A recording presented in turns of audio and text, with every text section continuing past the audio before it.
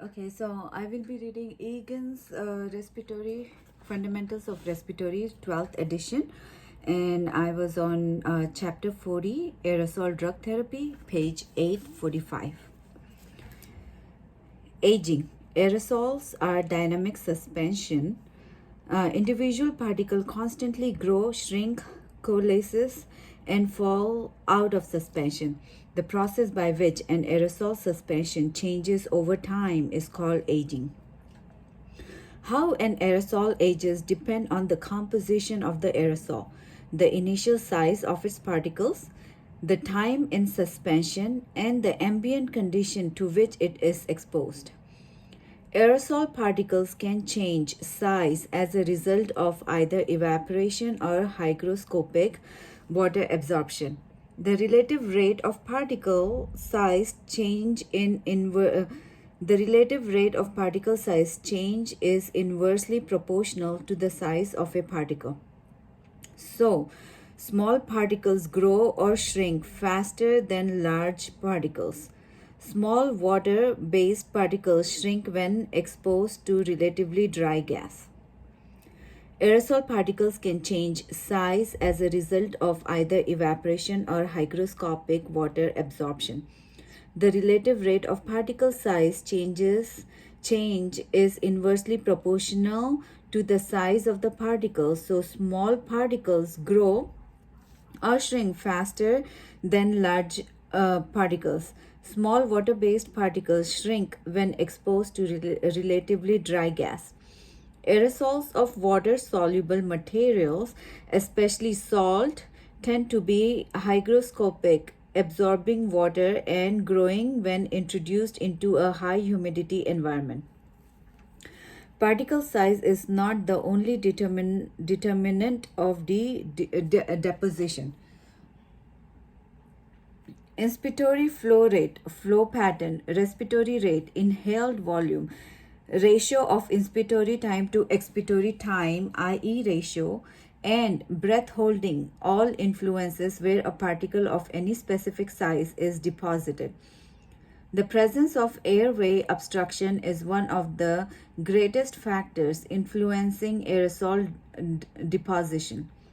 It has been shown that total pulmonary deposition is greater in smokers and patients with obstructive airway disease than in healthy person.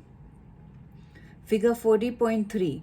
Similarly, when inspiratory flow rate are constant, the deposition fraction of monodispersed aerosol increases with increased VT tidal volume, length of inspiration, and particle size.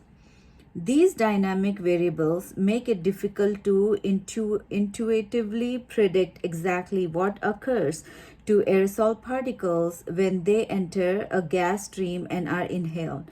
For this reason, prediction of actual aerosol deposition for an individual patient requires extensive computational analysis and testing. Figure 40.4. Total lung deposition of a fine aerosol of particle 1 micrometer in diameter in healthy adult and in subjects with obstructive airway disease. The red bar indicates the percentage increase greater than normal value. COPD patient with chronic obstructive pulmonary disease. Page 846.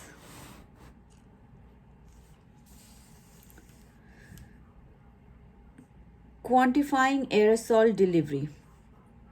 As mentioned in the predicting section, as mentioned in the preceding sections, many characteristics of aerosol can account for the variance in quantity of aerosolized medication delivered to the patient.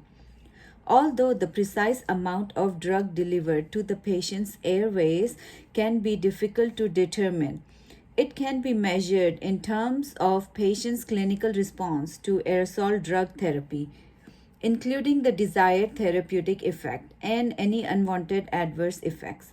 The amount of aerosol deposited to a patient's airways can be quantified using specialized equipment and tests. One approach used to quantify aerosol deposition involves scintigraphy, in which drug is tagged with a radioactive substance, for example, technetium, aerosolized and inhaled. A scanner like those used in nuclear medicine counts the radiation distribution and intensity across the patient's head and thorax and the aerosol device. The result is a map of aerosol deposition in the upper airway, the stomach, and the lungs and device. Radiation counts are used to calculate the percentage of drug retained by the device and delivered to various areas in the patient. A less direct approach relates the sympathetic pharmacokinetic profile of the drug delivered by aerosol to an assay of the drug in a patient's blood or urine over time. This method does not directly estimate lung delivery but provide insight into systemic drug level achieved after aerosol administration.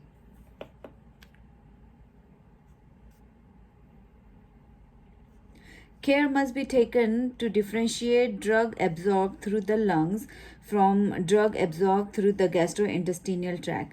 Simple laboratory bench or in vitro models which stimulate a range of tidal volume VT values, inspiratory flow rate, IE ratios, and respiratory rate have been useful in predicting inhaled mass of drug and relative performance of the nebulizer. Hazards of aerosol therapy. The primary hazard of aerosol therapy is an adverse reaction to the medication being administered. See Chapter 36. Other hazards to the patient include infection, airway reactivity, systemic effect of bland aerosol, drug concentration, and eye irritation.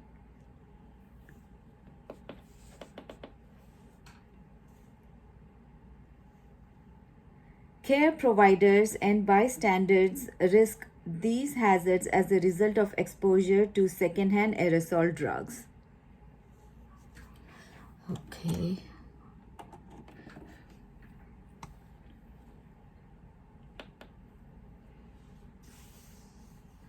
Infection. Aerosol generators can contribute to infection.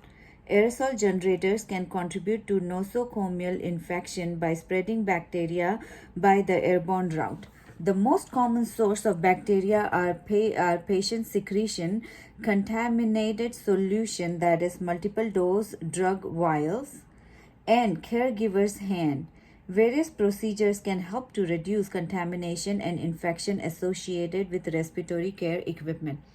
Guideline from the U.S. Center of Disease Control and Prevention (CDC) state that nebulizers should be sterilized between patients, frequently placed with disinfected or sterile unit, or rinsed with sterile water, not tap water, and air dried between treatments.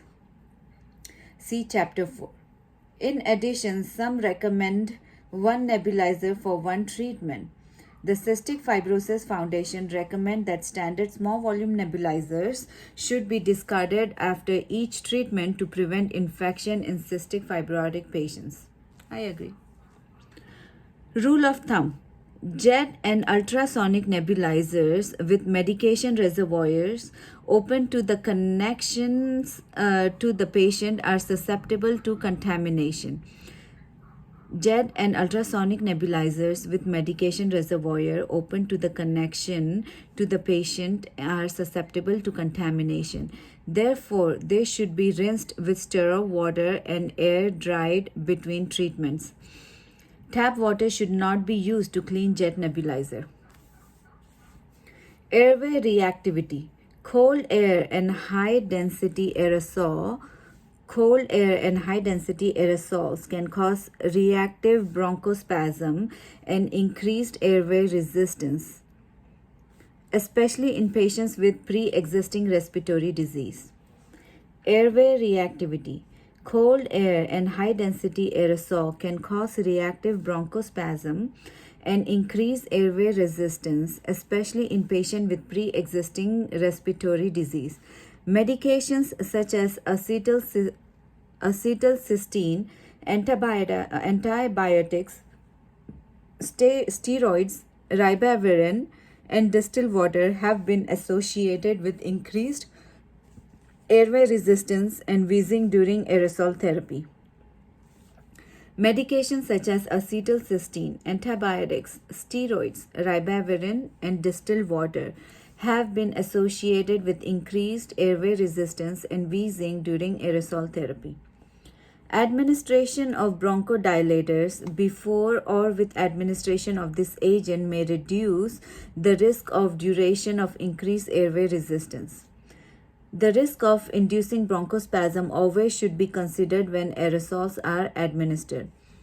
Monitoring of reactive bronchospasm should include auscultation for adventitious breath sounds, observing of the patient's breath pattern before and after therapy, and most importantly, communicate with the patient during therapy to determine the perceived work of breathing.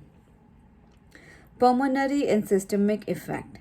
Pulmonary and systemic effect are associated with the site of delivery and the drug being administered. Preliminary assessment should balance the need versus the risk of aerosol therapy, especially among patients at high risk, such as infant, patients who are prone to fluid and electrolyte imbalance, and patients with atelectasis or pulmonary edema. Preliminary assessment should balance the need versus the risk of aerosol therapy, especially among patients at high risk, such as infants, patients who are prone to fluid and electrolyte imbalance, patients with atelectasis or pulmonary edema. For patients unable to clear their own secretions, suctioning or other airway clearance technique may be indicated as an adjunct to aerosol therapy. For patients unable to clear their own secretions, suctioning or other airway clearance technique may be indicated as an adjunct to aerosol therapy. Care must be taken to ensure that the patients are capable of clearing secretion when the secretions are mobilized by aerosol therapy. Appropriate airway clearance technique should accompany any aerosol therapy designed to help mobilize secretions.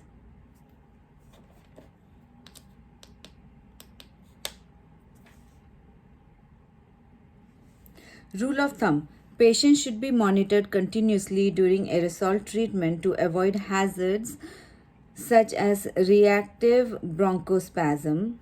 Again, rule of thumb: patients should be monitored continuously during aerosol treatment to avoid hazards such as reactive bronchospasm and accumulation of secretions and obstructing the airway. Patients monitoring should include auscultation of adventitious breath sounds, observation of patient's breathing pattern, and overall appearance before and after therapy. And most essentially, communicating with the patient during therapy to determine the perceived work of breathing. Drug concentration. During nebulization, the evaporation, heating, baffling, and recycling of drug solution undergoing jet or ultrasonic nebulization increase solute concentration. This process can expose the patient to increasingly higher concentration of drug. Page 847.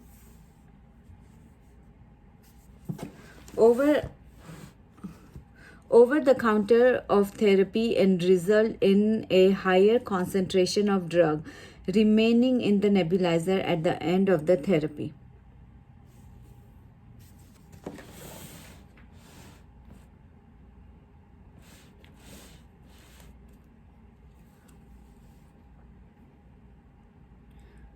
Page 847, drug concentration. During nebulization, the evaporation, heating, baffling, and recycling of drug solutions undergoing jet or ultrasonic nebulization increase solute concentration.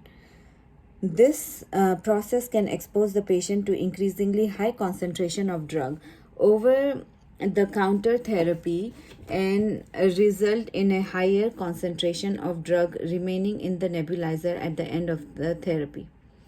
This increase in concentration is often time dependent, with the greatest effect occurring during nebulization,